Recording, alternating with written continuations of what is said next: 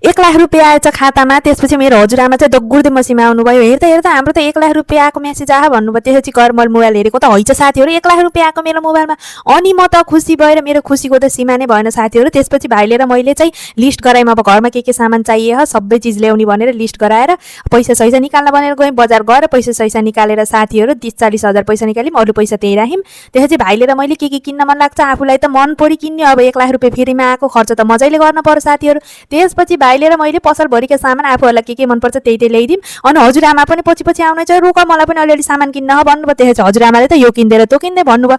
30,000 त हजुरआमाले आफ्नो कपडा किनेर खर्च गर्नुभयो कि साथीहरू। त्यसपछि मैले अब अति भयो, अलिअलि खानेकुरा लगौँ भनेर एउटा होटलमा गएर हामीले चाहिँ पिज्जा, बर्गर, चाउमिन, मोमो, कोकहरू सबै लिएर घर गयौँ के। अनि सबै मिलेर अनि ड्याडी मम्मीलाई आउनुहुन्छ र सबै मिलेर खाम्ला भनेर कुरेर बस्यौँ साथीहरू। मलाई चाहिँ कन्ट्रोल नभएर मोमो निकालेर क्वाप्प खान लागेको त हात पो टोकिन्छ। थ्यात्तेरिका सपना पो रहेछ नि।